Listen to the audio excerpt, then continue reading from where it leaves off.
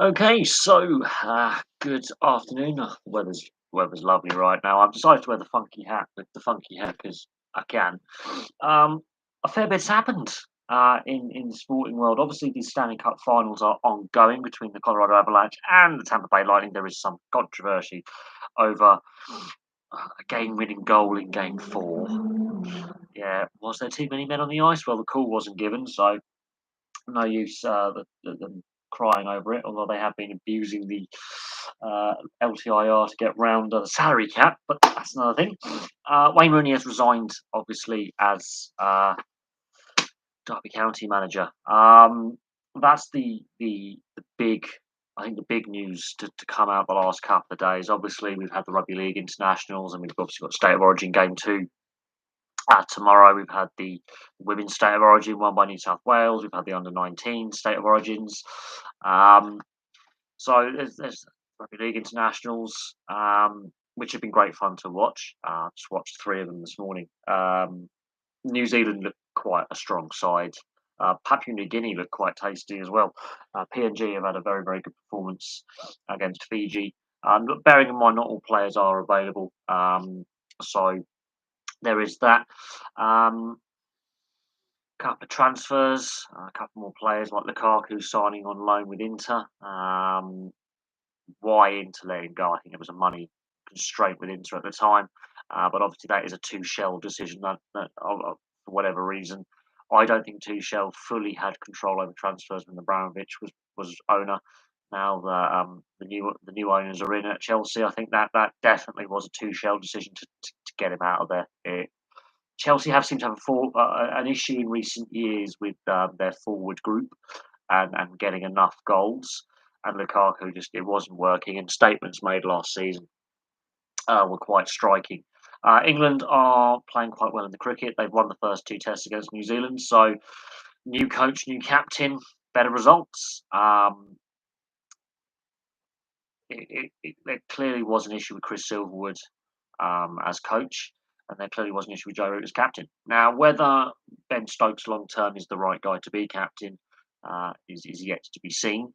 Um, I would argue that it's going well right now. He's had a winning start to his captaincy. He's won his first Test series, and already they've won double the amount of tests that they won in the previous 18 months. So, that speaks for itself, really, that they've won more than they did in a year and a half. So, results have improved. That is important. Um, but I think with the situation, the Chris Silverwood being, that whole situation, and the the misfiring of England, and that Ashes disaster. I mean, there's nothing short of that. But you could argue the off-field issues before the Ashes in the build-up to the Test series was. Oh yeah, it's my Croatia hat. I thought I'll get it out. I haven't worn it in a while. Um, had to be brought out. But yes, the cricket situation, um, the Yorkshire scandal that I think overshadowed the build-up to the Ashes, I think has had a bearing on England's performances. Um, wow, yeah, two tests. Well, they finished last year ranked sixth overall, one place above Sri Lanka, where their previous coach Chris Silverwood has now gone to coach. Two tests in, okay. I think that's the bounce back effect impact of a new coach, new captain. That's the that new captain, new coach effect. You get that positive dressing room change. Um, whether Ben Stokes is the right guy long term, I mean, we've seen the best player be made captain before, and it doesn't always work. So be careful what you wish for there. But yeah, Brendan McCullum, it seems to be working so far. He seems to have definitely. Well, he already has an inside track on New Zealand anyway, but against India it'll be interesting. But Brendan McCullum again knows a lot of the Indian players through his IPL coaching. So Brendan McCullum, I think, is a very, very good choice, at least for these two Test series. But the first overseas series, I think, is really where we're going to see where this transformation, which is not going to happen overnight, is at. And how much of an impact the 100 format, because the ECB are persisting with a flawed money losing format. And as we do know, the cost of living has gone up. And on their projections back in 2019, well, actually for 2020 when they were going to launch it, their projections were that the 100 format was going to lose money in the first 2 years. So with the economic situation having changed since those projections were made, the ECB, oh dear, they still have a long way to go to reconnect with the fan base and encouraging new fans to watch games and be feeling involved with um, the test side, the county system, the T20 format.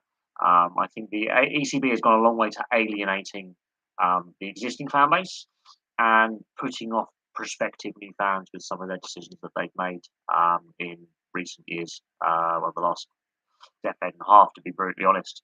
Um, Obviously, the last video I did before the Wayne Rooney video was my preview of the 2022 Women's Euros. That kicks off in just over a week's time, a week and a half's time. Really looking forward to that. Hopefully, the weather's going to be good. There's been some criticism aimed at some of the stadiums that are going to be used. And that's a fair criticism because they don't meet UEFA standards because they have standing capacity as well. And UEFA hasn't, for international games doesn't allow, safe standing or terrace standing for internationals. It has been also the stadium to meet current um, uh, protocols. So there's been some uh, criticism of the Man City Academy Stadium and the Leeds Sports Village, and they're fair criticisms. There are other stadiums they could have used that could have attracted a good number of fans. But there are some nice modern stadiums on there, and there's some historical stadiums on that list. And I've done a preview of the groups. I think England, the Women's Euros, have a very, very good chance of winning, at least making the semi-finals if they play at their best. So that and it's that's shaping up to be a fantastic tournament. And of course, we've got Northern Ireland in the group as well. So the England Northern Ireland game is going to be very, very, very interesting with just the fact that the players know each other so well. But yes, back to the cricket. Yes, the upcoming England India Test series later this summer is going to be very, very interesting. Um, and yes, Brendan McCullum will have that inside track on some of the Indian players because of his time in the IPL. Not all of the Indian players, to be fair. Let's see how that positivity flows through the camp. They need some consistency in selection. We've seen too much chopping and changing with the batting lineup, with the bowling lineup. Yes, some key players have had some injuries, but I am surprised that they haven't tried to get Moeen Ali to come out of international Test retirement. I think Moeen Ali still had something to give to the Test arena, and he is another all rounder. But you could argue that they were missing some key players through injury at the end of last year and for the West Indies series, and some of their selections are a concern. I think Robert Key made the right decision when he decided to separate the coaching for the Test and shorter formats, keep them separate. I think that was a very, very good decision that was taken. But we're two tests in, so don't judge too much just yet. Let's see how they do after a year, 2 years, and let's see how the progression of young talent coming through. Because Jimmy Anderson's going to have to retire at some point, and Stuart Broad is in the autumn of his career now. Is the best way to describe Stuart Broad. I think Stuart Broad's got 2, maybe 3 years max at the top level. Should he stay injury free and keep his form levels consistent? So the next batch of fast bowlers is going to be very very interesting. Who replaces two very dominant players in their respective roles, and that in itself is going to be very very interesting. I mean, Jimmy Anderson's he's either pushing 40 or he is 40, and Stuart Broad's in his mid-30s, so they're not spring chickens when it comes to fast bowlers. Most fast bowlers have already retired from the Test arena at this point. The way that they were rotated during the Ashes and the West Indies tours raised a few eyebrows, and it did expose England's lack of bowling depth, of quality. I'm not saying, I know there are some very good players in the county game who I think deserve a look in for a Test series at some point. But again, with how the ECB have handled the game domestically, how they've handled the media rights and trying to sell the test side and the shorter formats to the wider audience at home. It hasn't been handled very, very well. Yes, there is that rearranged T20 World Cup. That will be interesting as well. How well England do in that will be very, very, very interesting. I think countries like India and the West Indies, I think, will be very, very on test sides like India and the West Indies. I think will be among the favourites.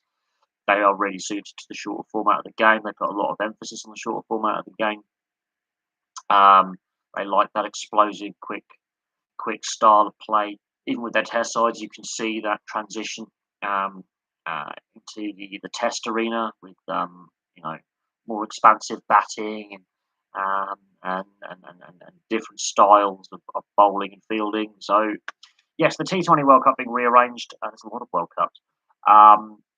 It will be very, very interesting to see how that plays out.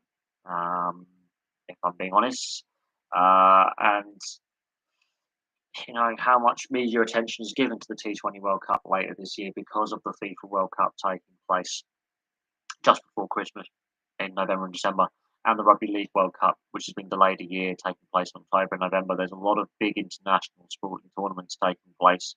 How much media attention is actually on the T20 World Cup in Australia?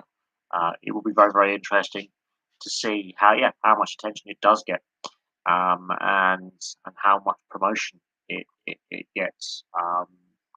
And it'll be interesting to see how it plays out and what players get selected, and you know uh, who comes out on top, because um, certain test sides have also got a very good short format program, which they're very, very good at, and certain countries are really invested heavily in the short formats of the game, and have done very, very well in growing the short formats of the game, far better than the ECB.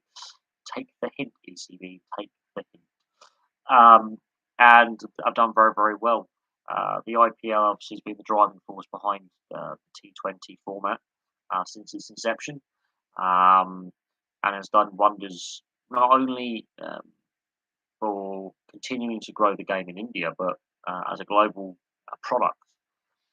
He has done wonders for the sport. It's got the Americans interested. Let's just say that if it's getting the Americans interested um, and wanting to play and you know be involved in the sport, it's done something right. Now the ICC needs to do a good job promoting the tournament, and the media broadcasters, both domestic and global, need to do a good job trying to sell the tournament to a wider global audience. But it's going to be difficult with the amount of international sport that is on. Um, Especially with a delayed Rugby League World Cup and the Football World Cup taking place when it is at the end of the year as well. Any rugby news? Rugby League wise, I've been watching um, the Pacific Rugby League tests. They've been fantastic the last couple of days, really fantastic. And I watched the Lebanon Malta test match, which was of a lower quality, but not all the players were available for selection because of state of origin and injury. Only one Super League based player played in these test matches. I think COVID is still having an impact, and travel rules and travel disruption around the world is still having an impact. And what we've seen domestically in the UK is don't get the train or a plane anywhere because you won't get very far very fast. But then when you go to use your car, you won't be able to afford to fill it up. So walk is the best way to describe that. Obviously, England losing to the Barbarians in the fashion they did has added more pressure onto Eddie Jones as England head coach. That cannot be ignored. That has to be, seriously looked at.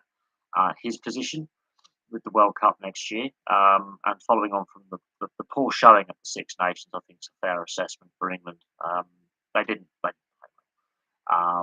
I've been highly critical of the England men's team for quite some time, and the penalty counts, the lack of game management. Yes, I've watched all those games. I've watched the New Zealand Tonga. I've watched uh, Samoa play the Cook Islands, which was quite a good game actually. And PNG just battered Fiji physically and on the scoreboard as well. But PNG actually destroyed Fiji. But Fiji weren't really playing with a solid halves combination, and their starting fullback, while he's a Penrith Panther, hasn't played a game all season. So Fiji, yeah, they got beaten up by Papua New Guinea. In David Mead's last Test match. There you go.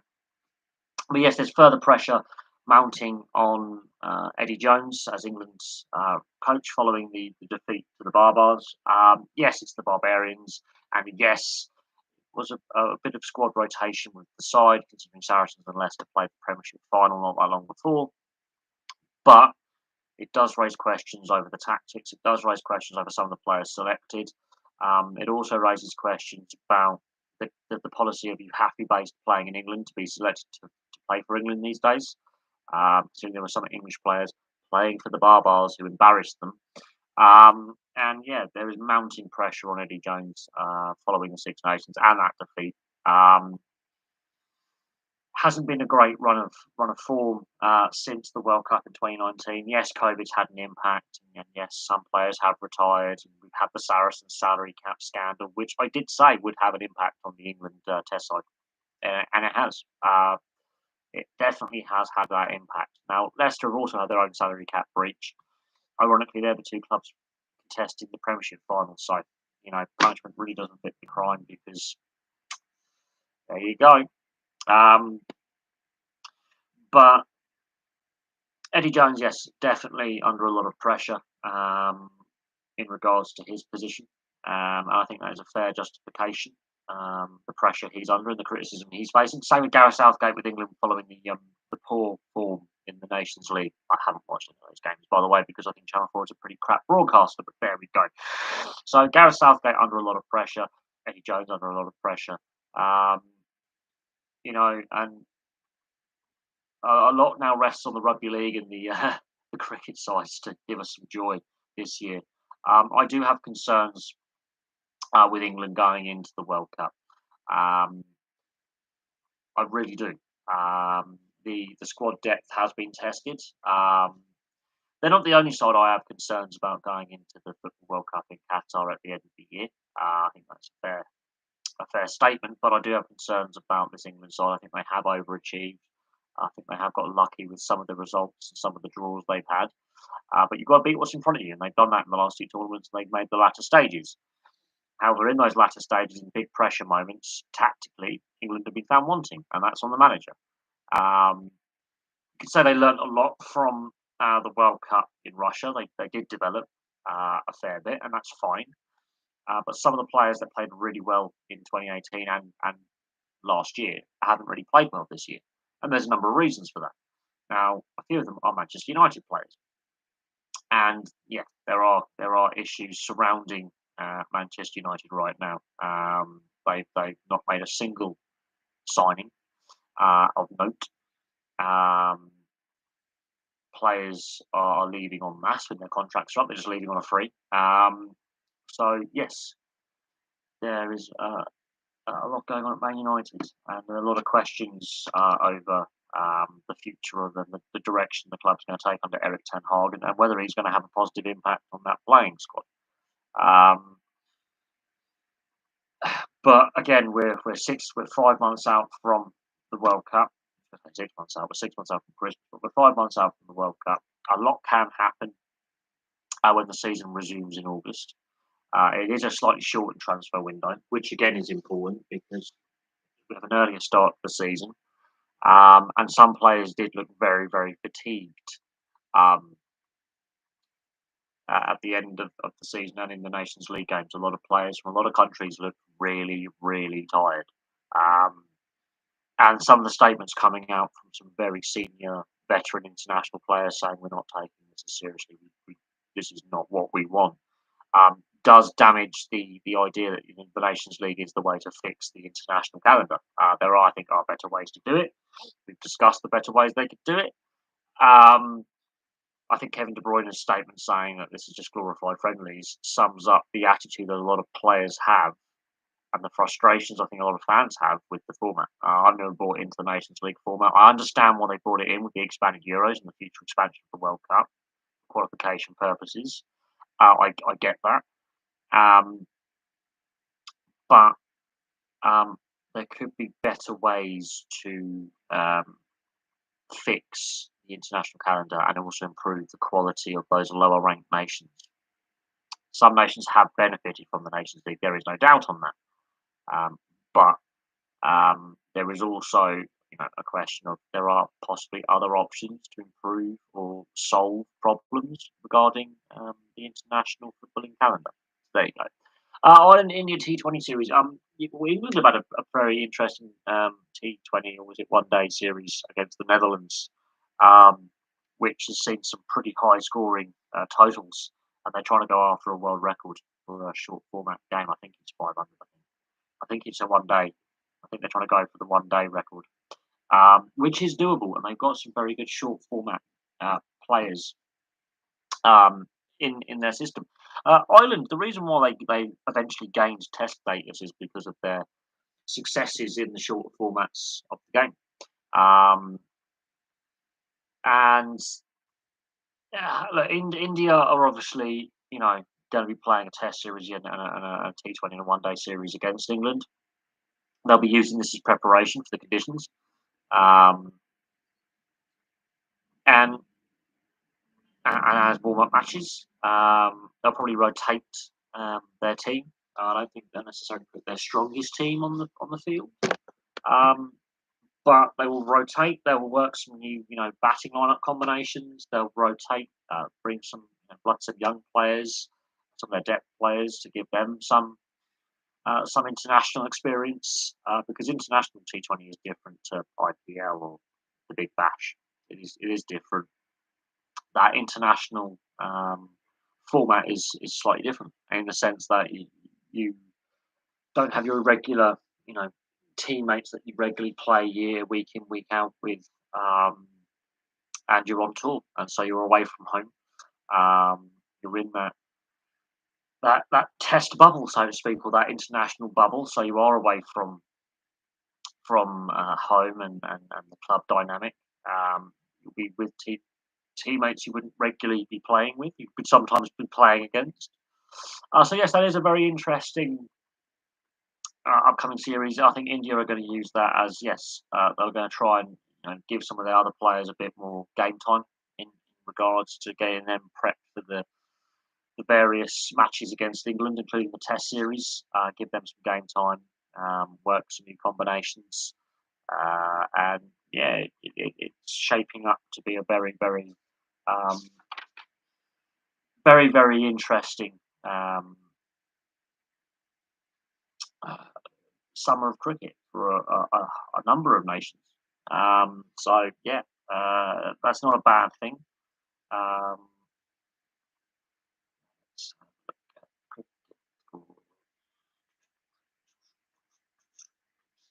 Um, but yeah, if you're a cricket fan and you want to watch the neutral, that definitely a series worth watching. And India will be using those matches as um,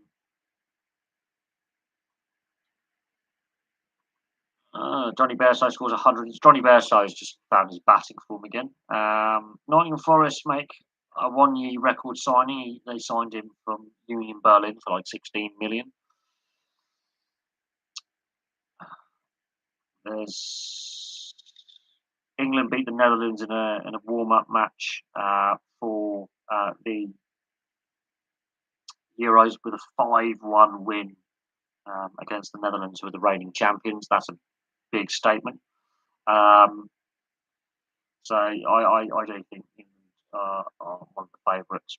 Now, there's a lot of rumours saying that Mo Salah may be on his way out of Liverpool, and have made some new forward signings and are freshening up um, their lineup.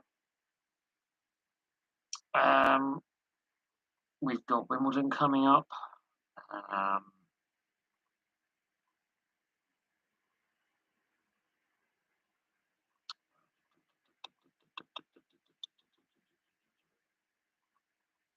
we've obviously spoken about Wayne Rooney departing Derby County. Calvin Phillips, Man City have agreed a deal with Leeds for Calvin Phillips for 45 million. Whether he's worth that or not.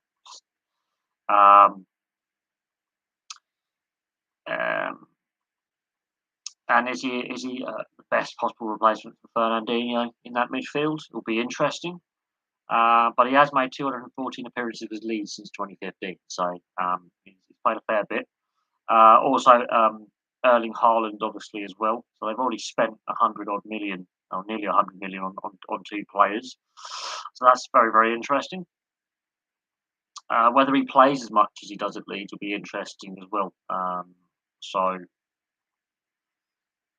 we'll see what happens with Calvin Phillips and how much game time he actually gets at Man City.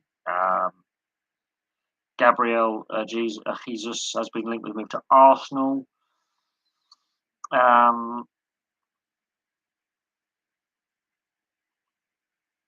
There's all sorts going on there.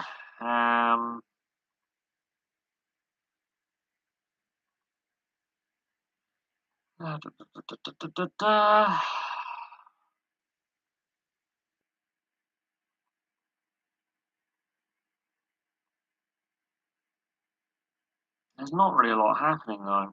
A couple of signings, basically, in regards to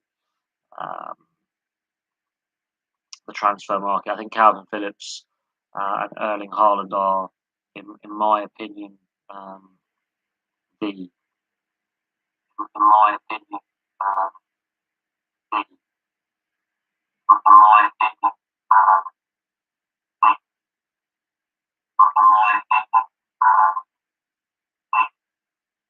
Hmm. Oh well, that's interesting. But yeah, so yeah, no, in my opinion, I think the Calvin Phillips transfer, how much game time will he get at Man City, considering that Rodri is going to be ahead of him? Could that be another move that backfires on a player like Danny Drinkwater going to Chelsea? You know, Ross Barkley going to Chelsea, for example. Some players changing clubs is not necessarily the best for the player, it's just best for the club financially. That's a big loss for Leeds. I think that's a boost. It does obviously ultimately help Man City depth wise, but is he really the solution to Fernandinho leaving the club? Is that the right fit? You could argue that Man City have already spent nearly 100 million in just two transfers, and we're only in what, the last week of June. Transfer window hasn't been open that long. They still haven't signed a centre forward, really, because Haaland is not a centre forward; he's an attacking midfielder. So you can score a lot of goals, yes, but they're still playing without that Sergio Aguero type centre forward. So there is that to consider. And how does that impact Calvin Phillips and him playing for England and his chances and his progression as a player? He already is in his mid-20s. People think he's younger, but he's not. He's been playing a long time for Leeds, and he's instrumental in getting Leeds to where they are now.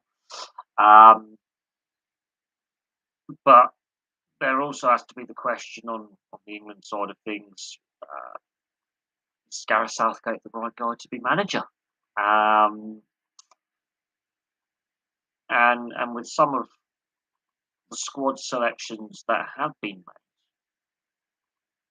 it does raise questions: are we playing the right style of football to suit the players we have available, with the pace that we have available, and the attacking intent we have available?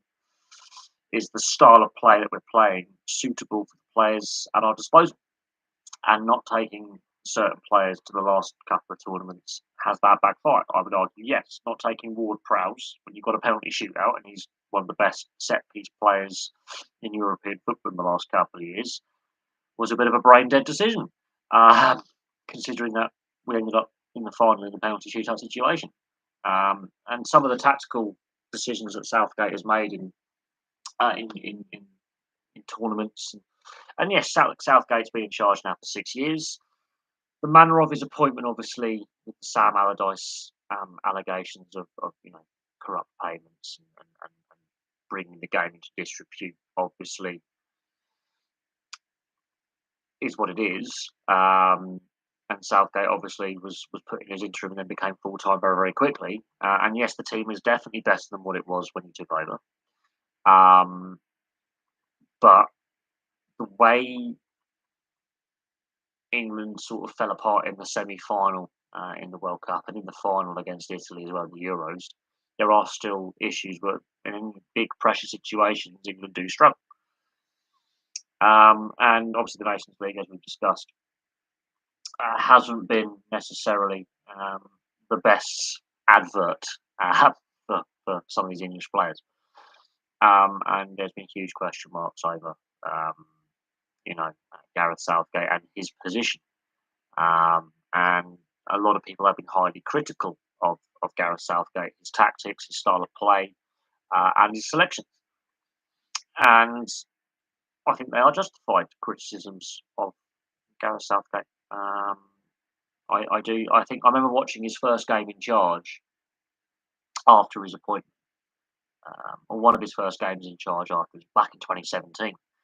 I think we're only playing Lithuania, and I think it was a qualifier for the World Cup or something, and it was really not great quality football against weak opposition in core. Now, the team has changed drastically since 2016, 2017, drastically. But the quality of display in that 1-0 win against Lithuania, the video, the match review video is up on the channel. It's one of the earliest videos on the channel. Oh God, it's poor. The quality on display was really, really not great. Yes, England win the game. They don't concede a goal. But it wasn't entertaining. It wasn't captivating. It didn't have you on the edge of your seat. It didn't get you out of your seat. And those same issues of just passing for passing's sake, pointless possession, no penetration behind the play, no pace behind the ball, no runs off the ball, no driving runs, no movement, no positive passing triangles. Laid bare the flaws that are still within this England side. Now, the best I've seen England play is the first half against Albania, where they win 5-0 in qualifying for this World Cup. That is the best I've seen England play since Gareth Southgate has been manager. That was for 45 minutes. They ripped the Albanians, who are generally a well-organised side, to pieces. Absolutely shredded them. Second half, absolutely appalling. No flow, no control, no pace to the game, and they just aimlessly passed it around. And it's frustrating when you can't see a side put in a 90-minute performance. It's the same with the rugby side; they can't put in an 80-minute performance, and that is also equally as frustrating. And Eddie Jones is in much the same position as Gareth Southgate. He's been in charge for a long time. He's got the team to a final, a losing final nonetheless, but he's got the team to a final, and they haven't taken the next step. They have regressed. And again, another coach who was given an extension by his governing body, by his employer. And so now with Wayne Rooney being available, and then with pressure mounting on Gareth Southgate, if England were to have a poor World Cup, and this is something I would not say lightly, Wayne Rooney for England. If we tried the forward experiment, I don't think it worked. I think it was an unmitigated disaster. Yes, Gareth Southgate tournament-wise has got England to a semi-final and a final. So other than Alf Ramsey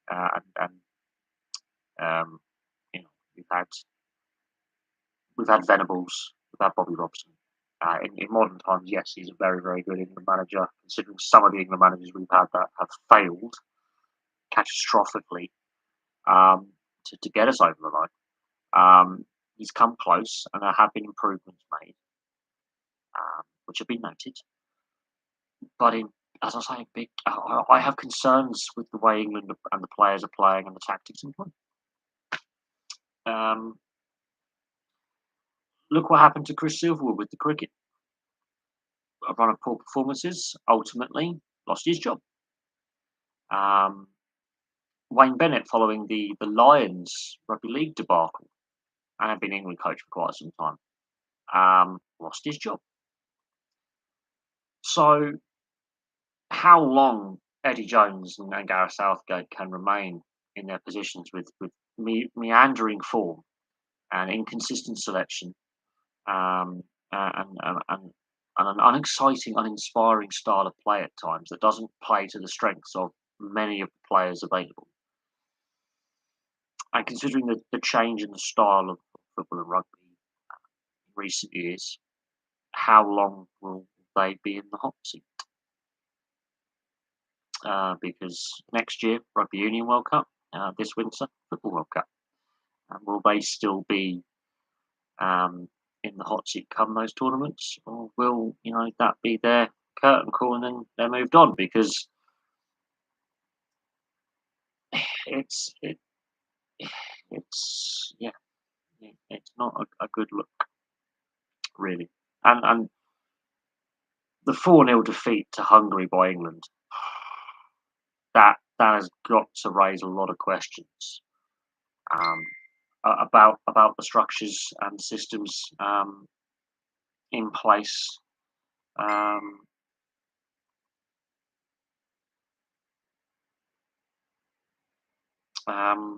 with the England setup. Who's messaging me?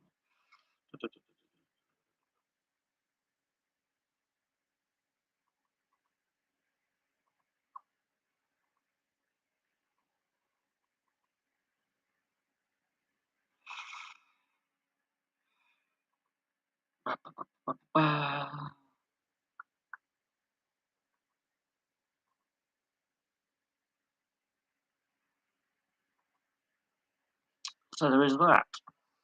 Um, the Calvin Phillips transfer, though, I think that could backfire on Leeds. Their squad depth was heavily tested last season, and they survived on the last day. Man City, how do you fit Calvin Phillips into that side? Yes, Fabinho is on the way out, but how much game time does he actually get? How much of an impact will he actually have for Pep Guardiola and Man City? Liverpool, is there a changing of the guard up front with Liverpool? With Sadio Mane leaving, is Mo Salah on the way out? Is Firmino on the way out? Minamino's gone. And then you've seen all these new players they brought in. Are they freshening up their squad somewhat? Uh, Hello, Dan. So there is that. And so yes, there's some transfers. Nottingham Forest have already been active in the transfer market as well, trying to strengthen their hand. They obviously want to stay up in their first season back in the Premier League. How am I doing? Well, I have. If you guys haven't noticed, I have been a bit on the quiet front in regards to content this last week. Um, there are things going on outside of and the heat as well. We've had obviously a lot of heat. We've had a heat wave, but there are things going on outside of the YouTube realm that are outside of my control that do have knock-on consequences. But yeah, so I forgot I'd done a World Cup preview video. So I was looking at the groups again for the FIFA World Cup, and in Qatar, some of these groups don't look very strong. I honestly think we could have a couple of dark horses could do quite well in the World Cup this winter. And I'm just looking at that. I'm looking at some of the groups, and I'm seeing some very weak groups. Some big nations haven't qualified. And we know obviously about Italy, but Group A, the Netherlands is the strongest. Is the favourites to win that group by a country mile. I mean, Qatar, Ecuador, and Senegal. I mean, Senegal obviously Sadio Mane. They've got some good players, but can they put that World Cup performance together? The African Cup of Nations was really poor quality. beginning of the year, it wasn't a great watch. Let me assure you that. Qatar, they look like the weakest associate in history. South Africa, you get my respect. Ecuador, what are they going to produce? They're not. They have been more regularly appearing at World Cups, but I don't think this is an Ecuador side that's going to set the world on fire. So the Netherlands should easily get out of Group A. Group B: England, Iran, USA, and Wales. I would argue the Iran USA game looks quite tasty, and England Wales could be the two games that decide the group. To be fair, England, with the way they're playing, are vulnerable, and if they play the slow, plodding, lack of energy style football, Iran will do them. Let alone the USA and Wales. There was more energy about the Welsh with that game against Ukraine than I've seen in England for quite some time. So that group is, if England don't buck their ideas up very quickly, they're going to struggle. Group C, this is where it gets interesting because I think, looking at it, I think it's going to be Mexico and Argentina that get out of the group. Just in what order? I think Mexico could be quite dangerous. Argentina, they can be great. They can be diabolical at World Cups, and that has happened. They've had some pretty poor World Cup performances. They've had some very good ones as well. It all depends if Lionel Messi wants to play one more tournament, and they have got some other good players other than Messi, but squad depth and what team they put together. Saudi Arabia were hopeless in Russia. I can't see them being much better in Qatar, although the weather could suit them though. So the Saudis could be dangerous. Poland, other than Lewandowski, I just don't think they have the high enough quality depth. Group D, France aren't playing well right now. It's basically the same group plus Tunisia as it was at the last World Cup. Now, Australia, the eventual winners of, I think, the last 3 World Cups have beaten Australia on the way to the final. So France, Australia, and Denmark were in the same group last time. Tunisia, a lot of their players play in France anyway. I think that's probably the one of the tougher groups, ironically, on paper. The French aren't playing well. Denmark are dangerous. They had a very good Euros. Australia obviously squeak in via a penalty shootout in the World Cup playoff. And Tunisia, they're a workmanlike side. They were at the last World Cup. They're a pretty solid side. They're not outstanding. But, look at Russia. There was a lot of goals in the Russia World Cup. So there could be goals in this, but I'm not seeing myself being set alight by some of these groups. Until you get to Group E, this is where I think Group E could be the group to watch, or one of the groups to watch. Spain, Costa Rica, Germany, and Japan. Spain didn't have a great Euros. Anyone who says they did is smoking something. They had one good game against really poor opposition. Costa Rica, they rode their luck against New Zealand, but they've got a very veteran side, so I can see if the pace of the game is fast, they're going to struggle. Germany, they weren't great at the Euros either, and Japan, who blew it against Belgium at the last World Cup. They play with this high-paced, fast-passing game.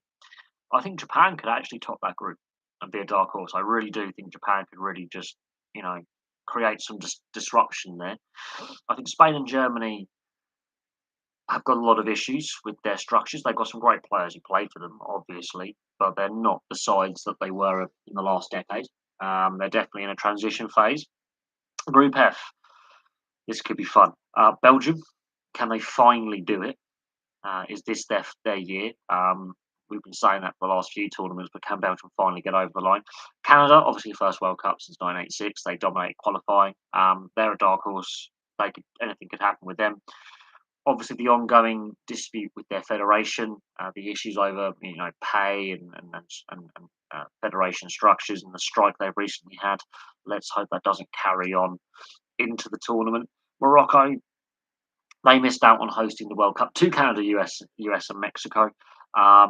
They're a solid side. They've got some star players in there. And Croatia, again, another aging side.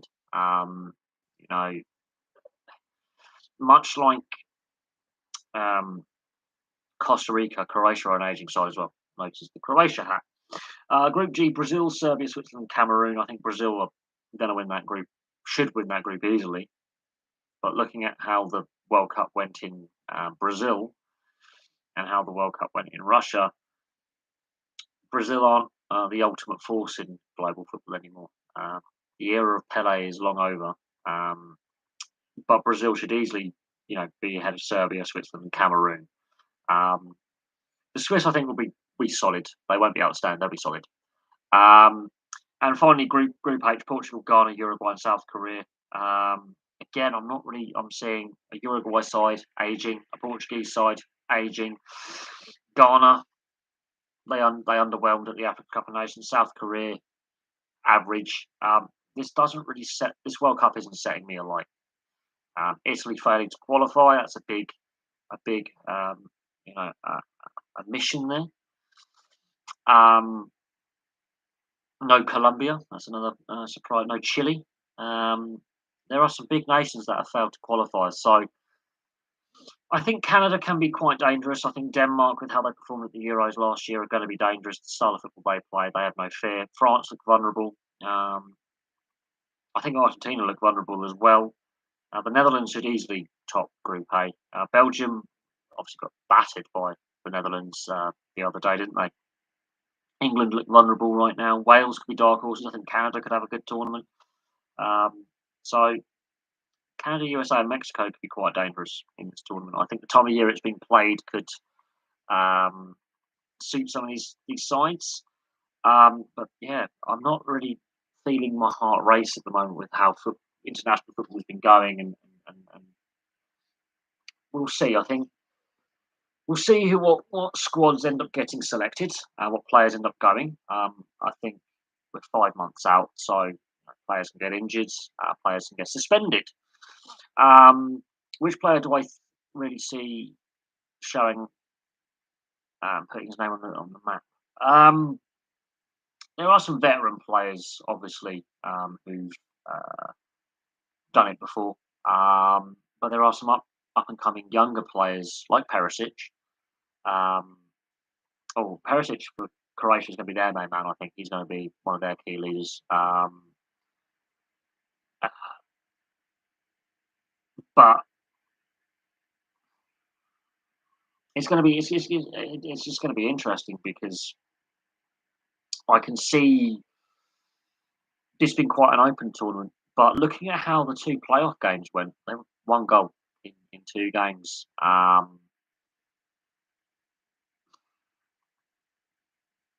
We will see. Some of these groups do look quite easy for some teams. Some of these groups really underwhelm me. But having Spain and Germany in the same group, that's going to be tasty because both Spain and Germany are, I think, are underwhelming right now. Argentina, Mexico, they met in the 2006 World Cup quite famously, going to extra time. Maxi Rodriguez scoring a wonder goal to separate the sides there. And Ochoa in goal, he's going to pull off saves. There's no doubt that. He just turns up at World Cups. That's what he does. France are looking vulnerable right now. I think Denmark could come out Group D on top.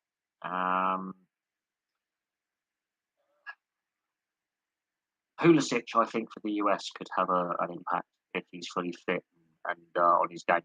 I've got mistaken with Pulisic.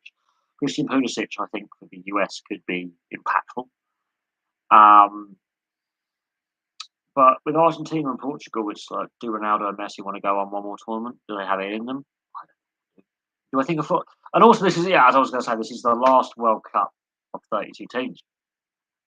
So with the current format, this is the last time we'll see this format in the World Cup. You may see this format in the Euros, I think, in not too distant future. But for the World Cup, this is the last time we're going to see a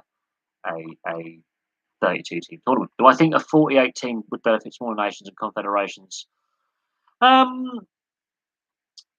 It's going to be interesting how the format will fully work and how you're going to get 48 teams to play all their games in a similar time frame to a 32 team tournament is going to be very, very interesting. Does it benefit the smaller confederations? It's going to mean a complete change to qualification. We've already seen that with the Nations League being brought into with the expanded Euros format in regards to qualification for the last Euros. That's why it was brought in. I can see further tweaks made to the qualification format for major tournaments. I can see Africa getting some more nations qualified for World Cups. Yes, that means New Zealand are going to qualify every time. We could see Australia move back to the Oceania qualifying segment and federation from the Asia segment, but they qualified this time from the Asia segment via qualification, via the playoff. Um, I think I'm not so sure how a 48 team World Cup is actually going to benefit all. Um, we're going to see some nations there that are basically no hopers who should not be at a major tournament, quite honestly.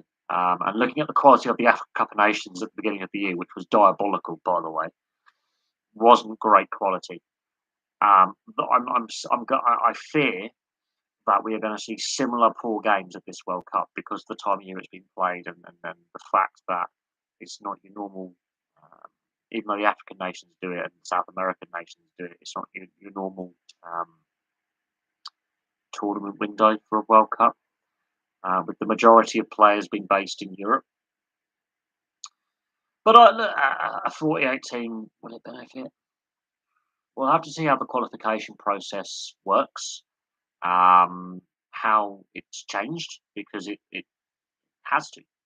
Um, if Oceania are going to have a guaranteed spot, then New Zealand have automatically qualified unless Australia decide to go back into the Oceania segment of qualifying. At which point you're going to get a very weak nation ranked very, very lowly, making it to the World Cup. Um, should it be done on the top 48 on global rankings? There you go. That might spice things up a little bit. But it's going to be this is the last time we're going to see a 32 team World Cup. I think it's the ultimately the best format. I think it's for me. Bearing in mind, I've seen the format go from what we've seen at the Euros to this current World Cup format. I've seen two formats being used now, the 24 and the 32 team format. I think 48 is an expansion too far. I've also seen the 16 team format at the men's Euros, and of course, we're going to see it at the women's Euros as well. So I've seen pretty much all the formats you could use at a major international tournament, even from the 18 format for the women's Euros and World Cups past. Um, I would say 32 is the ultimate format you can go to, the final format you can go to for a balanced tournament with a balanced scheduling and a fair scheduling where you have pretty evenly balanced groups for quality, because I think for the 48 you're going to have some really bad sides that should be nowhere near a Euros or a World Cup or an African Cup of Nations or a CONCACAF or whatever tournament you want to put out, who are going to get hammered badly. And we can go back to some of the results in the 60s and 70s where you see 6, 7, 8, 9 nils being hammered past sides. Just look at the Brazil Zaire game of 1974, where they were really bad. We can see some very lopsided results that doesn't do the product any good. We've already seen the criticism of when we see like certain leagues going, we're expanding the league. We've seen criticisms of when the NRL or the NHL or a league expands and they go, it's watering down the product. The quality's not as good. We're having blowout scores. We could see some really bad blowout scores at the World Cup in 4 years' time, but we may not. I mean, we may see.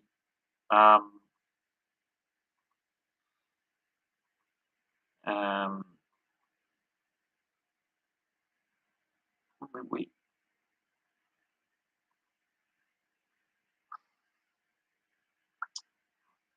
I just got to send a message.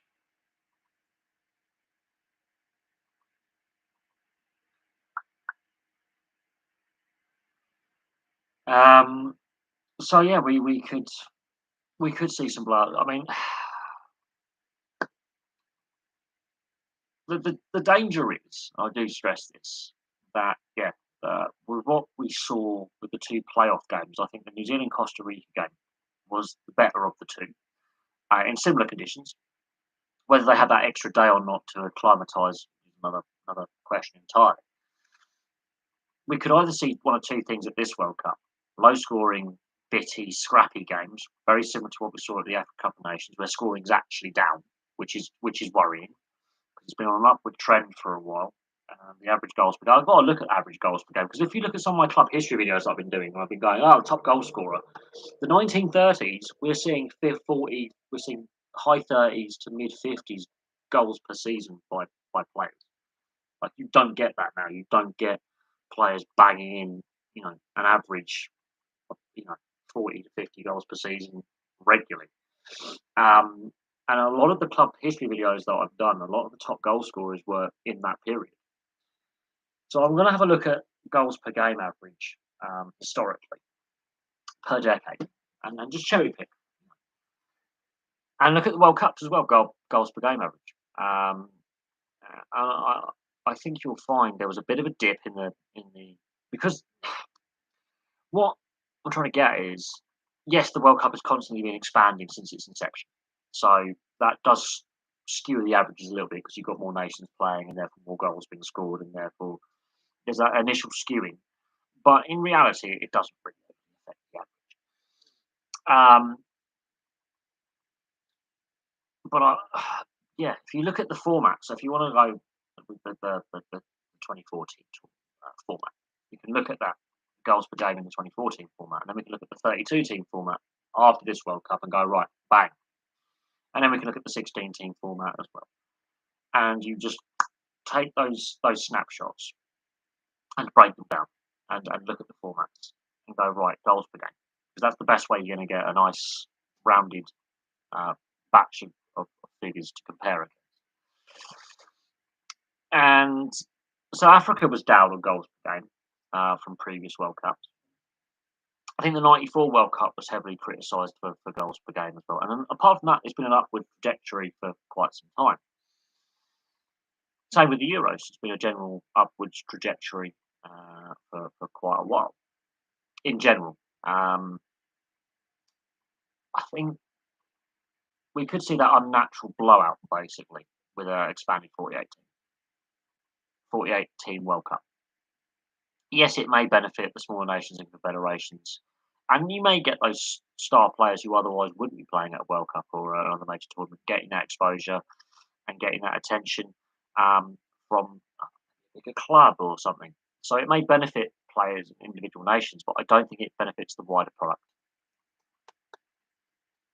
I think in regards to which player do I see showing him really standing out, I think Christian Pulisic. This is his time to shine on the bigger stage. Considering the USA were not here 4 years ago, this is the time for Christian Pulisic to put a marker down as I'm a world class player. He's promised much at Chelsea. He's had glimpses of Chelsea. This is the time for Christian Pulisic to really get that world stage to shine on. And with the World Cup in 4 years' time being co-hosted by the US, this is the moment that they need to build that momentum going into the World Cup in 4 years' time. Crucial time. But we don't know because there's some big nations that haven't qualified, like Colombia and like Chile, which is very, very striking. Some big name players aren't there. And some players, are nearing the end of their careers. Will they decide to give the tournament another go? But any time that a tournament is expanded, or any time that a league has got like an expansion team, there's always that oh, you're watering down the quality. Quality's not going to be as good. I think it could be very, very entertaining, very, very open. I just think it's a few teams too many.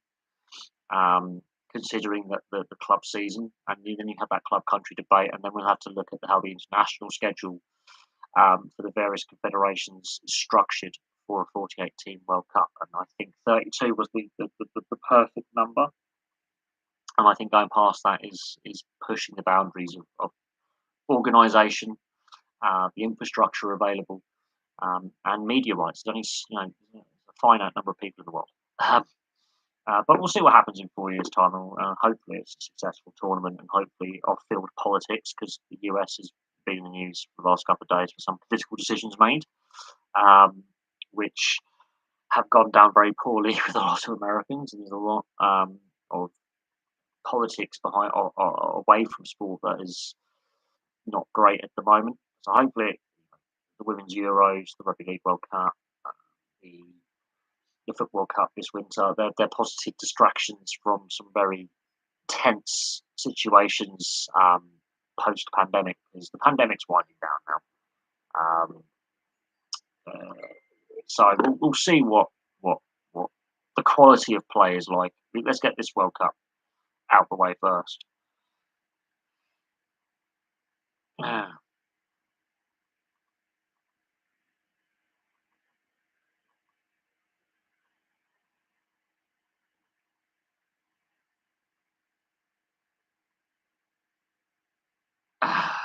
But hypothetically, which sport has the greatest chance of surpassing? I think rugby union at the moment is the second most popular played team sport. If rugby league was properly promoted and had a decent international level governance, which it doesn't, it has a. I think it's an easier sport to follow. Considering I've watched, 3 internationals this morning, my time, over in Australia on the internet. If rugby league get its act together, it, with the governance side and the development side and trying to sell the product, it could do very very well. Um, I think it's a difficult one. I think the only team sports that really could push FIFA globally, and I'm saying team sports because Olympics and motorsport are different, are the two codes of rugby and cricket. Um, and I think rugby union is in a healthy position over the other two. Because ice hockey, while ice hockey is very popular in North America, it's not very popular outside of Europe and North America. So automatically, that hampers that sport globally. Um, but rugby union is played in every continent.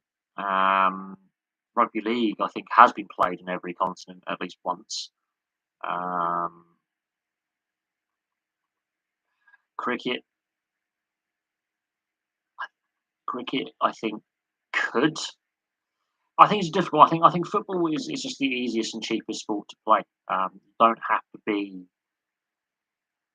just need a ball and a five-side can do. Um, Football sells itself. It's a very easy product to sell.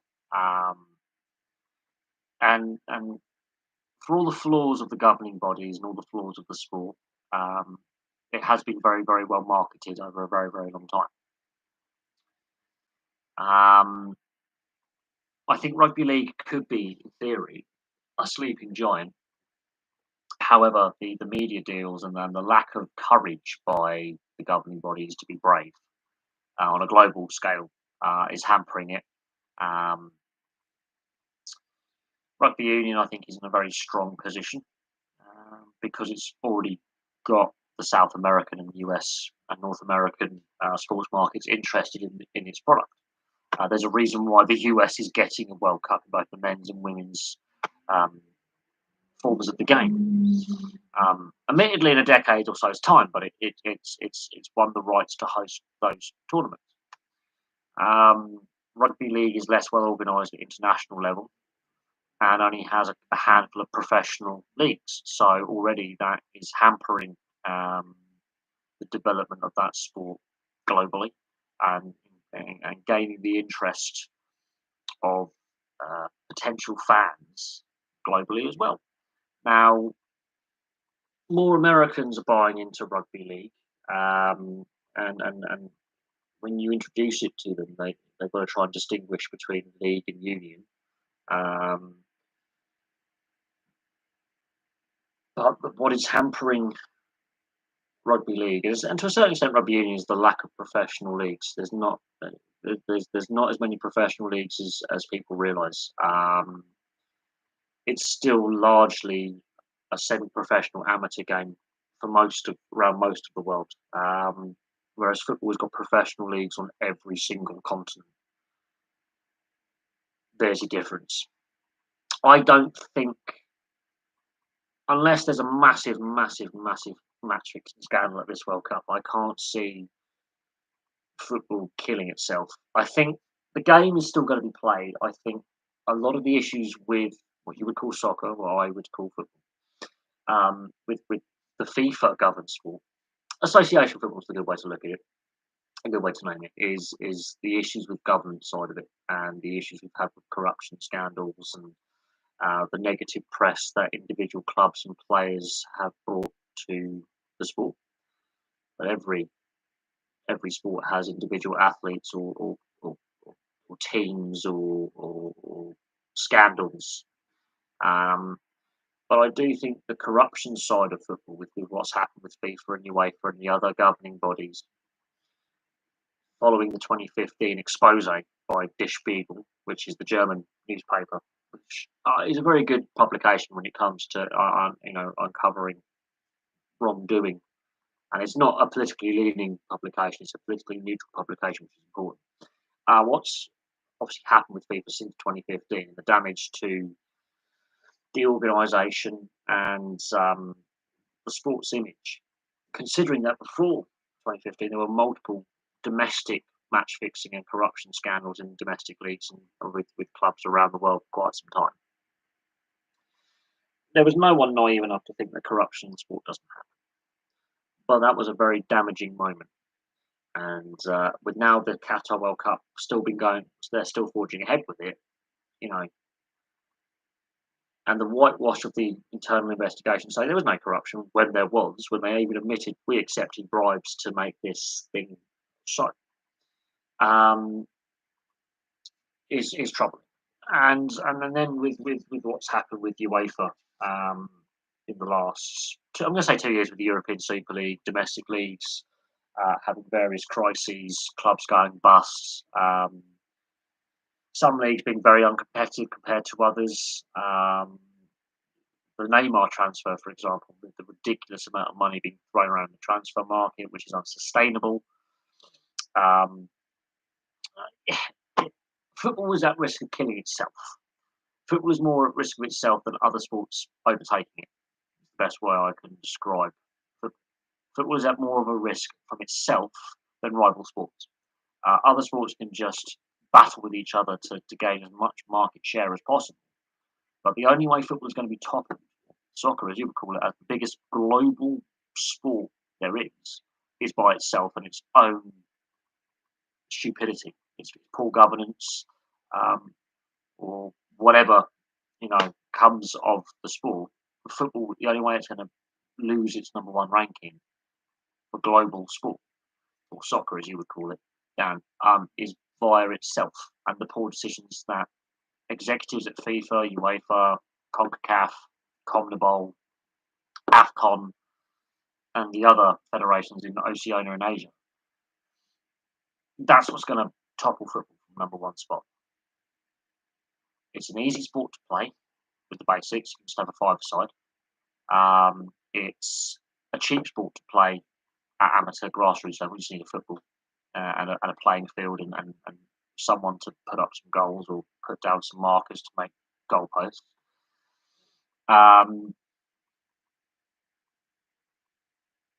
It sells itself. The problem is the governance side.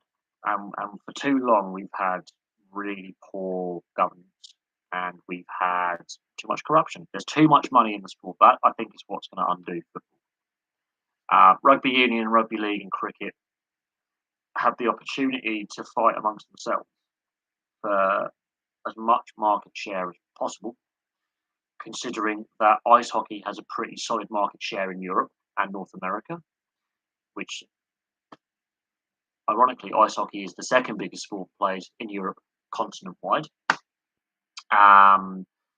It's a bigger sport in the US and Canada than rugby union, and it's actually a bigger sport in the US and Canada than what you would call soccer, what I would call football. So there are other sports regionally that are actually got a bigger market share on a regional basis, but on a global basis have a smaller market share, if that makes sense. So rugby union, rugby league, regionally in certain areas have a greater market share.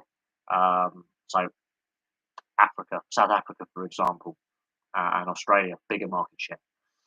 Rugby league Australia, New Zealand, bigger market share. Rugby union, bigger market share in Australia and New Zealand and the Pacific Island nations. So, and then you look at uh, North America. There's multiple sports that have a bigger market share. Now, the only sport properly played at a high level outside of North America is ice hockey. Baseball to a certain extent in Japan and the Philippines and Central America, but is ice hockey. So there's certain regional variations when it comes to market share. But long story short is football has a league in almost every nation in the world. There's been a league structure at some point. Um, Now,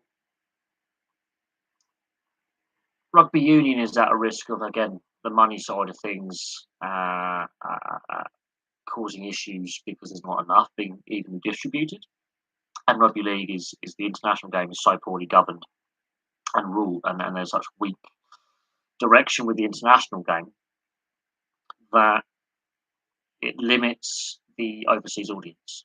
So rugby league, what it needs is a World Cup outside of a traditional location, like the US and Canada, for example. Suddenly, you can get more eyes on on the sport and the product. And a way to do that is to take regular season games or international standalone tests to the US or Canada, and suddenly you have that interest.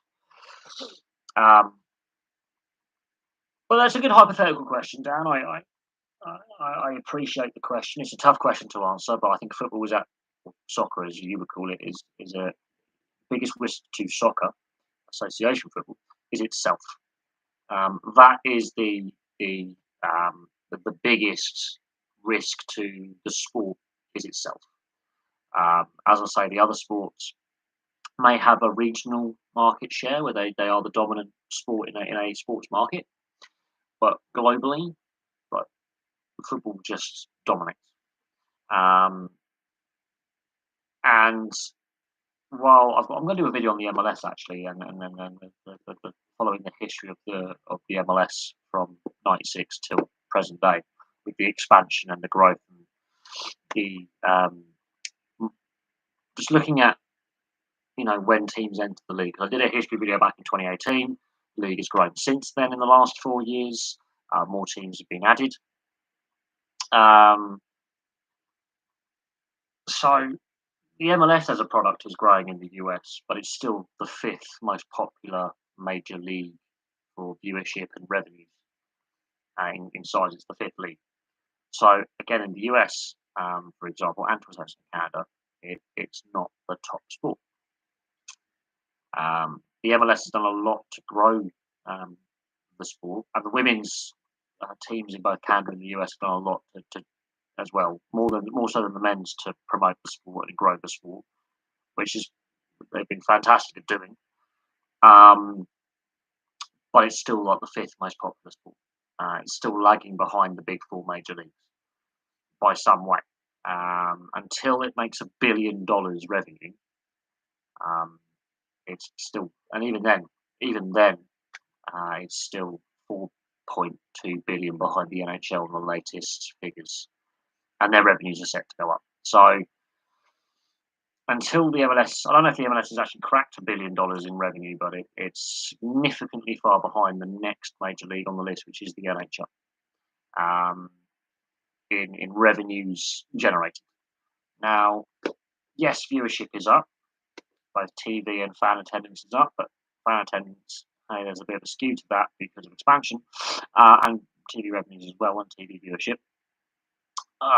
Once the league is stabilised in the MLS, it could then, you had no expansion for a few years, and then you look at figures, do they continue on an upwards trajectory? That then is a different debate to have. But while there's constant expansion with the league, and I'm going to look at that in a video, it's very hard to get an accurate read on the figures because of the expansion drive by oh God, my hair, by the MLS. And also, what I think hurt the sport was the US failing to qualify for the last World Cup. Now they qualified for this World Cup and they're hosting the next World Cup. So that I think helps and benefits the sport in North America going forward, and therefore a lot of the interest. Bearing in mind the amount of North American owners now of European clubs, especially English clubs, is, I think, a big point to discuss. But there's reasons why, like the NFL and Major League Baseball, for example, baseball and American football aren't overly, and basketball for us. Well, basketball is actually quite popular in Europe, but and Australasia, but there is a lot of reasons why American football um, and baseball aren't overly popular globally. Um, yeah, and we can look at that. Um, why? I mean, baseball was once played in Europe quite regularly, and quite a high standard. Why is baseball not as popular in Europe now as what it was, 50, 60, 100 years ago? Why is American football? Why has it failed consistently in Europe? Um, but why is the London series or the international series with London and Munich so strong?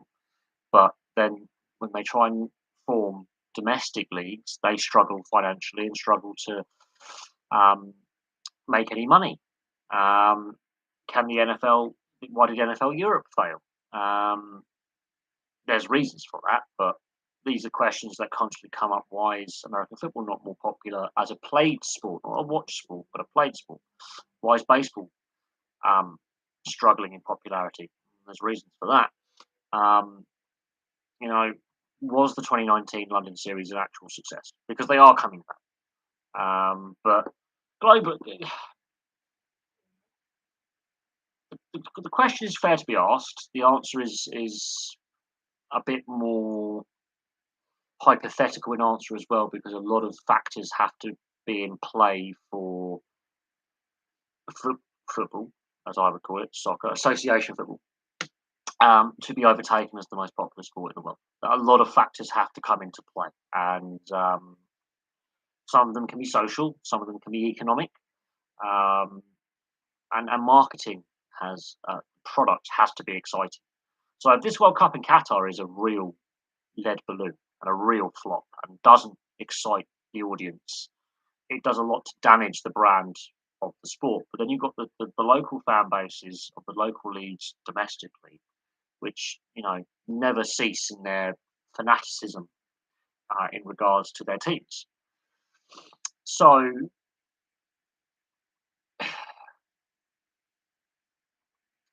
and then we've got Euros in 2 years' time, we've got a World Cup in 4 years' time. So if this World Cup in Qatar really fails to deliver and is a poor World Cup quality, and there's obviously discussions about the politics and the social issues in Qatar, and there's been very vocal protests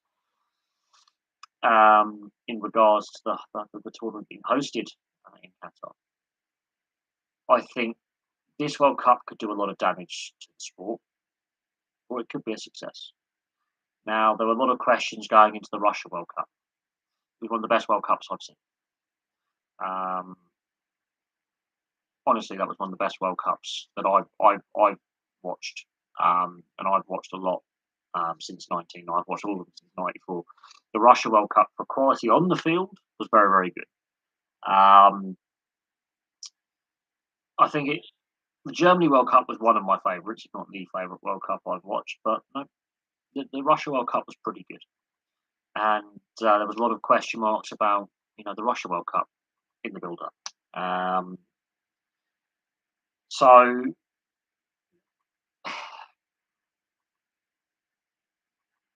but no, this tournament could do a lot of reputational damage to the sport, which may affect how the sport grows globally. It could. There's every chance it could negatively impact the sport and cause other sports to possibly close that gap. And of course, France next year has the Rugby Union World Cup, and obviously England this year has the Rugby League World Cup. So other sports have World Cups in their traditional time slots as well, in their traditional time of the year where they normally would be played, which is important because this has been played in a very odd time of year in the sporting calendar. It's thrown everything all over the place, and it does make it harder to sell to the global audience who are used to the traditional June, July slot. I mean, right now we should be in the second round of the World Cup at the end of the group stages. Right now, we should be looking at the end of the group stages, beginning of the second round, and there's nothing. So the broadcasters are going to be feeling that as well. Um, no, the Netherlands are not a test ranked side yet. I think the Netherlands will eventually get to test status. They're not a test side yet. They're not close yet. They'll get there in time. But they've got some way to bridge that gap yet. Um, um, that's not to say they won't do it, but they're not a test cricket team yet. And their women had a heavy defeat against England in the warm up for the Euros in football. And they're one of the favourites for the tournament, and they're the holders of they're the reigning champions of the last Euros. That heavy defeat has been noted, and so England are looking quite tasty going into this women's Euros that kicks off on the 6th at Old Trafford. So I've done the women's Euros preview. I think it's going to be a fantastic tournament, personally myself. And talking about hypothetically which sport has the greatest chance of surpassing association football, I'm disappointed that Canada only 2 stadiums. Yeah, I find that interesting that Montreal was omitted. I'm also interested that only Kansas really is a Midwest city, excluding the 2 Texas, Houston, and Dallas, but they're on the same time zone, but only one city in the Midwest. They didn't go for Chicago or Denver. I find that an interesting set of omissions. But when you've got 3 co-hosts, you've got to try and balance the the, the matches out. The US has the biggest population. The US and Mexico have hosted men's World Cups before. The infrastructure has something to do with it. Only one stadium needing expansion in 4 years' time, which is the stadium in Toronto. All the other stadiums need no work doing to them, which is another reason why they won the bid.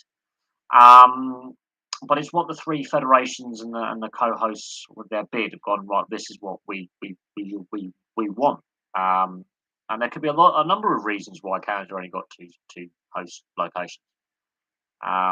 When they obviously won the bid, they weren't guaranteed qualification for this tournament. So there is that. But Vancouver, BC Place is a fantastic arena. Fantastic stadium with a retractable roof. I've seen rugby played there to a high standard. So, and it's a fantastic facility. The stadiums that have been chosen, some of them are absolutely fantastic. At the same time, in Canada, most of their stadiums use plastic playing surface, which has been roundly criticised before. And for a FIFA World Cup, they can't use 3G pitches; they have to be grass. So that's another issue. I think that goes against the Canadians. But yeah, only 2 stadiums. It is a bit frustrating that Montreal obviously weren't considered. There are other cities, but that's the stadiums that have been chosen. Although that is a provisional list, that may change. There may be issues with the stadium that we don't know about. But the stadiums they've chosen are fantastic. I'm just surprised they didn't choose Denver and Chicago, because I think that could have definitely. Chicago being on the Great Lakes, you have that mini climatic, conditions there. It's a very windy city, so a crosswind may kick up. Soldier Field is an epic stadium to, the Great Lakes region. Chicago's a sports-bound city. Very surprised they didn't go there. And Denver, to add that altitude aspect. I know Mexico City and Guadalajara and Monterrey have, are the Mexican locations. So that altitude aspect plays into it. And the Azteca is a fantastic stadium. It's hosted 2 World Cup finals. It's a fantastic stadium. But not going to Denver is another head scratcher. playing a game at Mile High would be fantastic. And not going to Salt Lake City. Again, another altitude stadium in the Rockies. Would be a fantastic backdrop. Is another one that is a bit surprising to me. But I understand the cities they have gone with. Um, it's going to be interesting watching the tournament on the TV because of the time zone differences between Europe and the east and west coasts. But only one Midwest stadium in Kansas City, only one Midwest location. I find that a bit of a head scratcher. But what stadium? I have to look into that. I think it's going to be a US stadium. I haven't quite looked into that yet. I think it's going to be hosted in New York, if I'm not mistaken. I could be wrong on that. I'm going to have to double check what the planned final venue is meant to be. I would hope it would be the Azteca, actually, to be fair, because that would be a fantastic save to host the final in, but whether temperatures may be a bit hot for that. But imagine if the Azteca hosted its third World Cup final, that'd be fantastic. 40 years after its previous World Cup final. That would be a fantastic final if that was the case. It really would. 40 years since the West Germany playing Argentina. That would be a fantastic final. If the Azteca was to host its third final. But as I say, I'll have to look into that. But yeah, I'm also disappointed Canada only got two locations. I understand why. I'm more disappointed that like Chicago and Denver and Salt Lake City weren't considered as host venues as well. If the US had been hosting by itself, I think Chicago, Denver, and Salt Lake City would have been on the list because you need with a 48 team World Cup. That's just ridiculous. I'm not sold on the 48 team format. And as I say, this Qatar World Cup could be make or break for FIFA. In my opinion, I really, really do. I think this could be the moment where football really does damage itself. But we'll have to see what happens. There's a lot of sport between now and then to be played. I mean, we've got Women's Euros kicking off in a few days' time. We've got Wimbledon. We've got Rugby League World Cup. There's a lot of other major sporting events taking place before we even kick a ball at Qatar. And of course, there's half a league season in Europe to play before a ball is kicked in Qatar. So we'll see what happens and what teams are fielded, what players go to the World Cup, all of that. There is a lot um, to think about before we even get to the tournament. And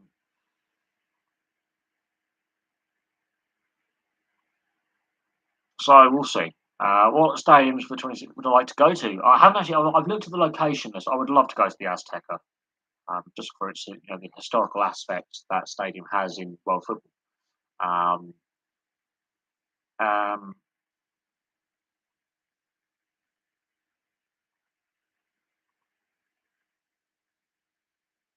but I'm-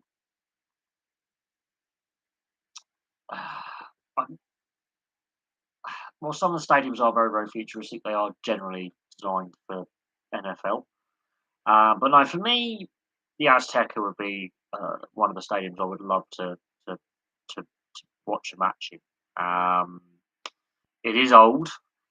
It was, I think, 66 was construction date, so it will be quite old. It'll be 60 years old by the time the tournament rolls around in 4 years' time. So it's already in its mid 50s. Um, it's had a long life. I think it will be replaced following this tournament in 4 years' time. I have no doubt. Um, but it's an iconic stadium. It is an iconic stadium, which if you're of a certain age, you may not have known about it, but ask your parents or grandparents about the Azteca. in regards to FIFA World Cups. Um, Obviously, the '86 World Cup. Yes, we know what the 1970 World Cup as well, and that Brazil side, and it's it's an iconic stadium. You cannot deny the importance it has in world football and in World Cup folklore. It's definitely a very iconic stadium. And that, I think, would be the stadium I would like to go and watch a game in, is the Azteca. Um, just because of its history and the matches that have been played there. But Levi Stadium in Santa Clara, just outside San Francisco, is another one. Um, BC Place in Vancouver is a fantastic modern arena that I would love to actually watch a game in. To be fair, there's quite a few, but a lot of the stadiums in the US are NFL stadiums, so they sort of lose a little bit of that European style feel of a football stadium. Um, Sort of it doesn't seem right that a World Cup's been played in them, but at the same time, they're the stadiums that have been chosen. They're the stadiums that are available. I will look at the stadium list at some point because it is provisional. That this can change. Um, it's like the stadiums of the Women's Euros list. Let's have a look. So they've got Wembley, which is a stadium that's been regularly criticised for the Women's Euros. You've got Old Trafford, which has been criticised in recent times for its poor maintenance by the Glazier family. Bramall Lane is a historic stadium, Sheffield United, fantastic stadium. Would love to go see a game at Bramall Lane at some point. St Mary's, I've been there many times. It's a fantastic facility. It is 20 years old now, but it's a fantastic facility. St Mary's, been there many times. It's still easy to get to and from. Would recommend going to St Mary's if you haven't been. Obviously, the Amex, Fulmer is the official name for it, in Brighton. Is a stadium that I've been past. I haven't had the opportunity yet to watch a game in, but it's a fantastic stadium with the South Downs as the backdrop. It's a fantastic facility. Stadium NK, a much maligned stadium for the sense of the club that plays there, not the actual stadium itself. It's a fantastic facility. The Brentford Community Stadium, the new Brentford Stadium, replacing Griffin Park, it's a fantastic facility. For a smaller stadium, it looks bigger than it actually is. And that's another stadium that I want to go to. I've been to the old Griffin Park. So there's some of the Women's Euros stadiums I want to go to as well, given the opportunity. And I've been to St Mary's many times, and I've never had a bad experience at St Mary's. It's a fantastic facility. So if in the World Cup in 4 years' time in the US, Canada, Mexico, if they can get they can just pull off the tournament. I think it's going to be a better tournament than what we're going to see in Qatar, and I think it's a tournament World Cup FIFA needs to. They know they're going to need this tournament to repair the damage that Qatar is going to do to their brand, basically. I do fear for the game and the sport. And the reputational damage that could be done. But we'll see how the Qatar World Cup plays out. We'll see what crowd numbers are like. They're expecting over 1.5 million people to watch at least a game, and travel through the country during the tournament, which I find a little bit unbelievable. John Dale Thomason. Look, it's statements he's given so far are very, very positive. His outlook.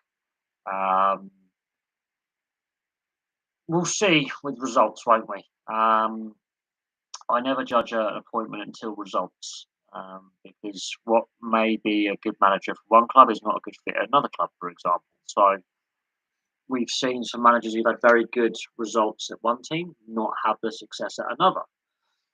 And some of the club histories I've done, a certain Brian Clough, great success at Derby, lasted 44 days at Leeds, goes back to Derby, has further success, goes to Nottingham Forest, has even more success. let that sink in. That's what I would use as a litmus test. Is Brian Clough coached 3 clubs, 2 of them really well, one of them it didn't work. So until a ball is kicked and we see games played and we see the results, I'm not going to pass judgment on a new manager. Um, it's like we've seen it with you know Spurs. They've had some great managers. They've had a lack of silver. Arsenal. Wenger was good and bad at Arsenal. There were some really good spells with Wenger, and there were some not so good spells with Arsene Wenger. Chelsea, they go for the managerial merry-go-round. Um, you know, it really, I don't pass judgment on the manager because while it works at one club, it may not work at another. So people, criticise certain managers for being, not the most entertaining style of football. There's a reason why they're still in management and they're still getting employed. Um, it's like Steve Bruce. Some of the crap he took at Newcastle.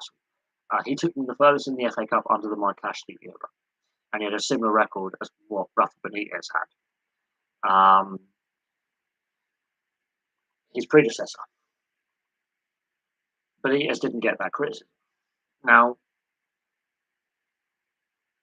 it's one of them. It really, really is. I mean, some managers it goes really well at a club, and they go to another club and it doesn't really go as well. They don't have the same impact, or the style of play isn't the same, or it doesn't work out. So until matches are played and results come in and whatnot, I hope we have a better season than last season. I hope if we are in the playoff places, we are in the playoff places rather than just our form. We were second or third, I think, around the Christmas period. We ended up finishing, I think, 9th or 10th, and we missed out. So our form fell off a cliff the last 2.5 months of the season. Let's hope that if we have a nice solid start to this season, because traditionally we're slow starters, we started out on the blocks like a freight train. That we are consistent and we stay. If we are in the playoff hunt, that come the end of the season, we're still in the playoffs. I want to see progression, not regression. I think Tony Mowbray did a decent job. I think he took the team as far as he could. And I think he knew that as well. I have no criticism of Tony Mowbray at his time at Blackburn. I think my one criticism is that we didn't take that next step, but he was there for a long time. He coached a lot of games. We just didn't make the playoffs once. So that's my criticism is we couldn't take that next step. So I'm hoping that's something that does happen this time around as we do progress and we do take that next step and progression is made because quite frankly, when you've got a manager there for that long, yes, you got a promotion from League One, but not to take that next step. Yes, league finishing position was good, improved season on season, and the last 2 seasons was pretty stagnant. So I think we I think we overperformed for 3 quarters of the season, and we fell back to earth and deserved to be where we were at the end of the season. And that's my opinion on that. But we'll see what happens with this coming season. Obviously, it's going to be a disrupted season with the World Cup. So, there's going to be that lengthy break for the World Cup. I don't know. I haven't been to either part for a very, very long time. Attendance. Well, I think the lack of success and the lack of the Premier League football will have a knock on the attendance. I think we don't sell out regularly, which is a problem. It would be nice to see a sold out Ewood Park for the first time in a while. It's called Empty Ewood for a reason. The fans have been very frustrated with the ownership over the last decade or so. Falling out the Premier League has hurt attendance. Falling out of League One at one point hurt attendance. Although I will say this: as soon as the announcement of the new manager was made, season ticket sales were up. Match day packages for like selecting how many matches you want to go to were up. Club memberships were up. So I'm thinking attendance could be up next season. But again, you've got economic circumstance as well with what's going on economically. I think a lot of clubs are going to have to adjust their ticketing prices accordingly because we could see empty seats again. I do have a fear for the a lot of clubs going forward for this coming season with the pace of inflation and the rise in prices, and that's a concern that I have. Um, and we'll see what attendance is like, but season ticket sales are up, so I'm hoping for improved attendance this coming season. Hayward Park seats over 31,000, so or 35,000, I think. So it's got a decent capacity. It's just we haven't been at capacity for a while because results haven't justified selling out. Um, Generally, a club sells out when the team is doing well. And while we had a decent run this season, our form fell off a cliff, and then we ended up obviously missing out on the playoffs, which was our own fault. Um, but also, I think the two matches against Burnley will be a tasty one. I think the home game against Burnley is going to be tasty. And I think the away game against Burnley is going to be tasty as well. So we'll see what happens with those matches and what the attendance is like there. And Vincent Company is obviously his second managerial job since leaving Anderlecht, so he's in the hot seat. He's played in some feisty matches. Now he gets to manage in a feisty match. One of the oldest rivalries in professional football. Um, Now Vincent Company is going to be in the hot seat. He's going to get tasty on that touchline, and Burnley want to get back to the Premier League. Blackburn want to get back to the Premier League. It's going to be tasty in the Championship this season. So we'll see what happens there. But that's an interesting. Um,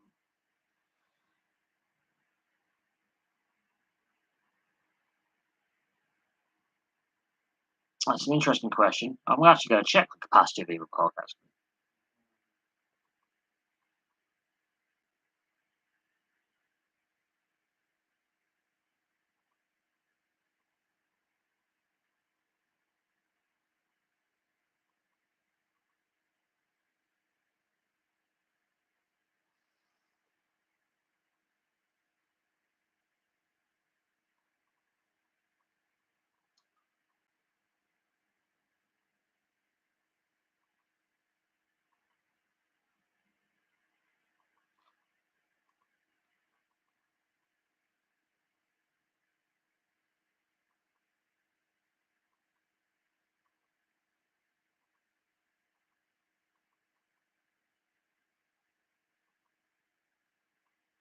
sorry, this is something I'm checking on social media. Da-da-da.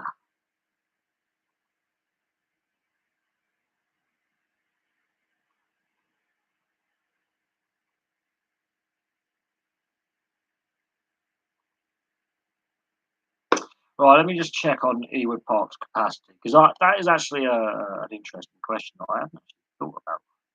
Because stadium capacities change from season to season with seating configuration. So let's have a look.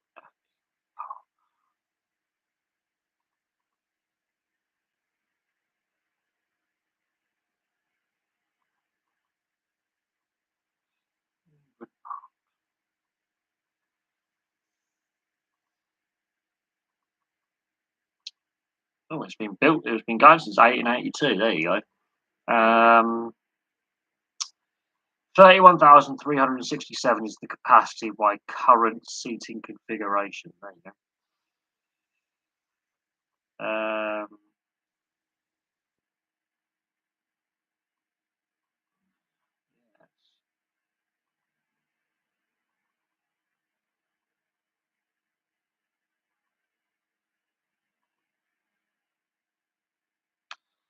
Yeah, there you go.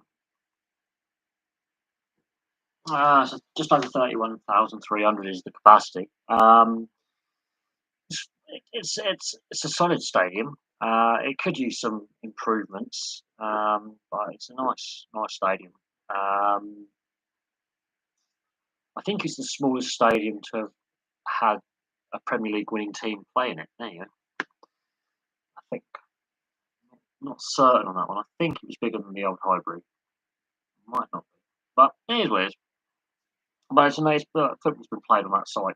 It's been a stadium since 1882, and Blackburn have been playing there since 1890. So it's it's a well loved ground, and I can't see the club moving out anytime soon.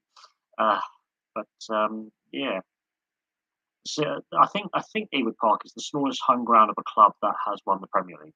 I think, although Leicester may be smaller. Haven't checked on that, but it's a fantastic ground. It just needs a little bit of improvement, I think. But no, from what I've read, Blackburn have released that season ticket applications are up, season ticket sales are already up, memberships are up, merchandise sales are up. So the new manager has had John Dale Thomason has had the impact, a positive impact on the club already. And his statements have been more positive on his outlook of, look, we're aiming forward, we want to get promotion, that's our goal.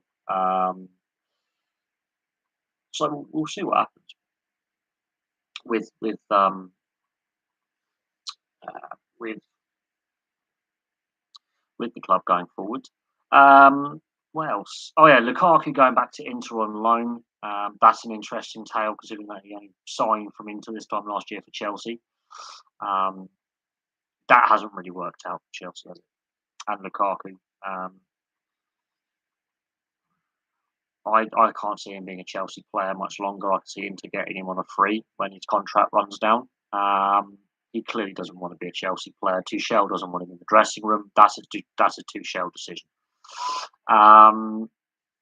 Any more news on sport? Let's have a look. See what's happening in sports news. Let's have a look. What other sports news has happened? New Zealand are now leading its third tests.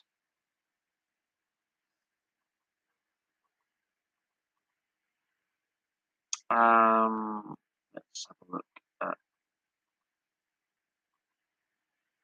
Deontay Wilder is considering a return to heavyweight boxing.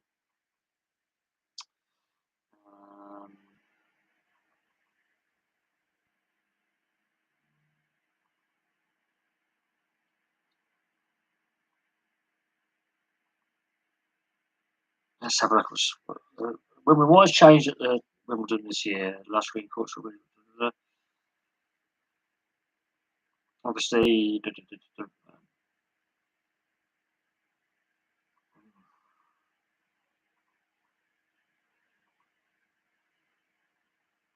Oh, for the first time at Wimbledon, play will be on all 14 days. So there'll be no. So play is scheduled for all 14 days. So the rest day, which is the first Sunday, is no longer a rest day anymore. For the first time, players planned all 14 days between Wimbledon's start and conclusion. Previously, the middle Sunday between the first and second weeks, players have been left off the schedule with only play put on if the weather has caused a backlog of matches. In the tournament's history, organisers have only had to deploy the rest day for matches on 4 occasions, most recently in 2016. However, this year, Middle Sunday is firmly on the schedule instead of the usual manic second Monday, of which the entirety of the singles quarterfinals is played in one day.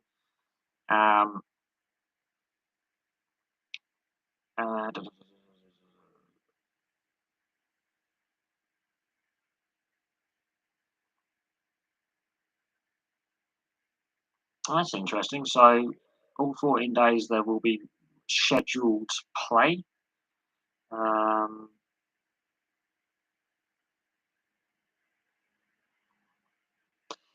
Yeah, not a lot really happening. Let's have a look at the rumour mill about transfers. Salah, Jesus, Wijnaldum, De Ligt, Ziyech, Ronaldo, Rafinha, and Lenglet.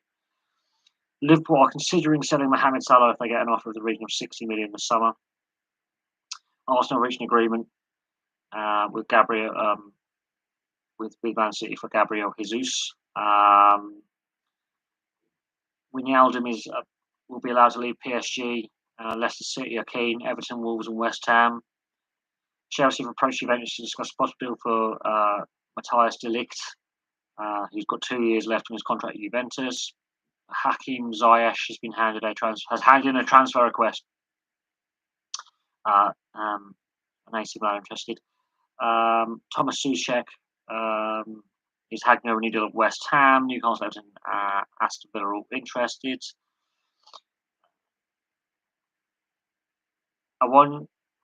Awoniyi arrives from Union Berlin at Nottingham Forest for 17 million.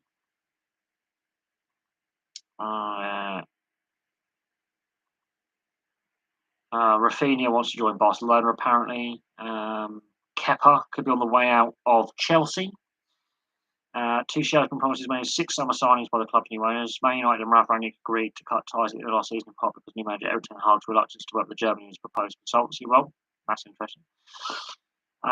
Hector Bellerin is linked to Atletico Madrid. He's been on loan at Real Betis from Arsenal. Barcelona hoping Spurs can convince Clement Longley to move to the Premier League so that the league side can start a summer clear out of players. Barcelona want to do a clear out of players. That's interesting. Spurs and Borough are yet to agree on a transfer fee for Jed Spence. Brazil winger Anthony is keen to join Erik ten Hag at Man United. He might be leaving Ajax. Slovakia centre-back Milan Skriniar has agreed to join PSG from Inter. Beckham has spoken with Chile midfielder Artur Vidal about prospective signing for his MLS team when he leaves Inter Milan. Andy Carroll is looking for a new club after leaving West Brom, as special medical tests were provided, so he's floating around looking for a club. And PSG have reached an agreement with Nice over their manager Christophe Gaultier. The Frenchman is set to replace Pochettino as head coach. So there's a fair bit of gossip going on, but no real confirmed dealings as of yet. So there we go on that one. It'll be interesting to see if Mo Salah leaves Liverpool. That's interesting because of the new signings they brought in with Diaz and Jota. Minamino's gone. Mane leaving. What's going to happen with Firmino? So it's going to be interesting to see what happens with Liverpool. There are some other young players floating around and some more senior players floating around who likely to move. So transfer market could get there. Barcelona having a clear out, that could be interesting. If Barcelona are going to be a selling club this summer, that could be very, very interesting. Of course, we know Barcelona have their financial issues off the field with their massive debts. Barcelona trying to attempt to clear out could be interesting to see where players end up. Could some players end up in the MLS, for example? But Barcelona attempting to clear out is very, very interesting. And we'll see what happens there. They've signed some really poor contracts at Barcelona, if we're being honest. And some players have struggled to fit in with the Barcelona system who played well elsewhere. So if Barcelona are doing a clear out, that could be very, very interesting. Players could end up all over Europe. And obviously there's some players who want to, get signed because they want to play in the World Cup this winter and getting some match time. Andy Carroll being without a club is interesting. That's really interesting. Andy Carroll, it's just not worked out for him, has it? Really, his career has been a disaster since his first spell at Newcastle. He's never been fully fit for long enough to have an impact on the game. It's a shame what's happened to Andy Carroll's career, but injuries hampered him and some off-field dramas as well. Haven't necessarily helped. But there's several players who I think have not lived up to the expectations that were anticipated. You could argue Philip Coutinho's spell at Barcelona was a disaster. And I got roundly criticised when I did a video saying it's not going to benefit him, but it'll benefit Liverpool. Liverpool have had a very good run of things without Coutinho in the team. And yes, Barcelona, it doesn't work out for him. That's an interesting subplot, isn't it? But yeah, so there we go. I'm going to leave that there. I'm going to have a bit of research on the MLS and look at the growth of the MLS and when teams joined. And I'm going to do a video on the MLS for tomorrow. I'm going to do some research on that. And for now, for me, thank you very much for watching. Hopefully, Wayne Rooney picks up a new managerial job somewhere because I think he's a manager with a lot of potential.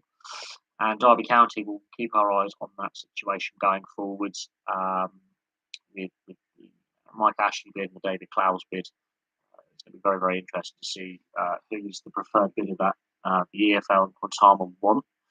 And with the EFL being more hands-on, we'll see what happens with Derby County, but time is ticking on that clock as well. But thank you very much for watching. Please, obviously, keep your eyes peeled for more content, and I'll have some more videos for you very, very soon.